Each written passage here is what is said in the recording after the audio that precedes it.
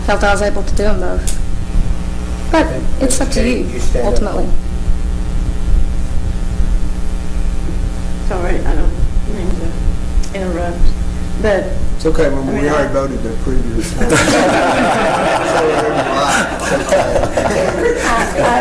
I did tell y'all when I retired that if needed, I would be glad to come back on a part-time as needed basis, and I still feel that way. But one other thing I'd like to point out is that there are cities that do not have directors of finance. And in those cities, the city clerk treasurer is responsible for all of it. So it's not like this is something that is, you know, that does happen.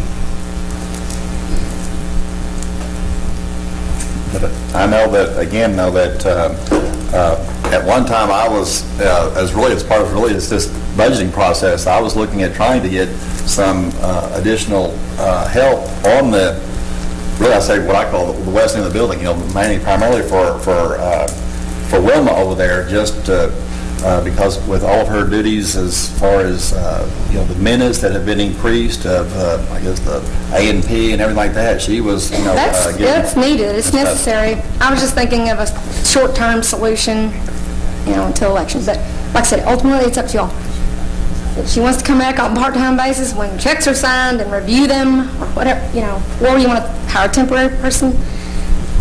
The reason why I wanted to do both, so I would be assured that I have a job. Naturally, I don't want to lose my job eventually, because there's no reason for that. I've done a good job for the city.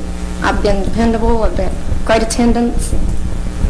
There's no doubt in my mind that you haven't. What I'm just looking at is that that is, November still is a ways off, and I mean, I know you've got, family and stuff, and that, as I was saying, it's not only is the segregation of duties, but I know, like saying, I appreciate you, again, willing to take on that task and being overworked and being pulled at, at all, all ends and stuff. But I just think that, that is really, even though you're willing to do that to save the city money and stuff, it's really not fair to you, and also it could put you, to me, in the line of fire for different things. I mean, I don't know what could come up, but all of a sudden it all could be right there focused on you, and all of a sudden you're under the microscope and stuff. I think that I would yield to either, like saying, a temporary accounting thing that would come in there, because I think that would be an adequate solution. That's my opinion. I mean, so all she's got to worry about is doing that. I mean, she don't have to worry about that. She doesn't have to be tied down to meetings anymore. She can. But I mean, when you say temporary, we would still, I guess, define temporary, we would still be doing a 40-hour week, in Charlotte's role, or? No, I don't think. I mean, my proposal would be to not go out and try to hire a replacement for Sharla until after the election. Right, but I guess. So I would say that you have Ann take on extra duties. Sorry, Ann.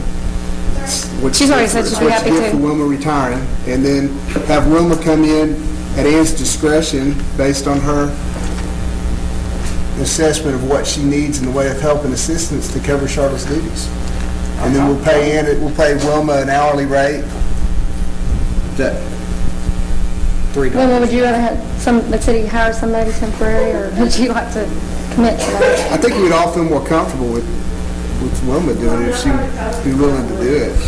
Johnny told us she would. Well, and too, if Charlotte's, if you're planning on running, I mean, that would give you an opportunity to. So you're including this in your motion? That's my motion. I'm seconding it. All right, we have a motion and a second on the floor to keep Sharla in the position that she is in. And did you add? Yeah, to appoint Sharla as interim city clerk and relieve her of her duties as financial assistant, and then to allow our financial director to use Wilma part-time. On a part-time basis. What is the hourly rate? Joe's back there saying $2 an hour. I don't know. Maybe. We're already paying her retirement. I don't know what she wants. I thought she was worth at least $3. Yeah. All right, give me a figure. I think that I would pay her Charlotte's hourly rate. Yeah, I think that's a reasonable deal, too. Now, when you say part-time, are you going to say that as Ann needed? I would leave it at Ann's discretion. Yes. I think Ann should bring us an accounting of that so we get an idea of, is it 10 hours a week or 40 hours a week, or what is it? Ann, is that okay? Can you bring us some kind of reporting as to how often you're using? Okay. All right, all those in favor? Yes. Yes. Yes. Yes. Yes. Thank you. This brings up another question now on the check signing, because now I'm not on the, she would be signing checks. If I'm going to be in that role, I would be signing checks, not writing them. So do we want to change that from Greg Cross to Sharla Spoon? Sharla Spoon. No, I think we're fine just the way it is. Well, then, as an elected official type appointment, I have no power over Type to be the discretion. one to review, and that would be Sharla, correct? Well, yeah, she can still be reviewing it and everything, but I think just to keep it, again, just, like we have it there, as Greg, I think I say that would be fine with me. Well, the whole reason I wasn't signing checks is because I was writing them, but I will not be writing them, apparently, with this new situation. That gets back into your other question, AC. Now you have 3 people within the administration signing a check That are answered to the mayor. that answered right. Well, I guess you're right there at that point there. And if you, Yeah, there you go, good point. if you have the city clerk sign it, then you have some separation of powers.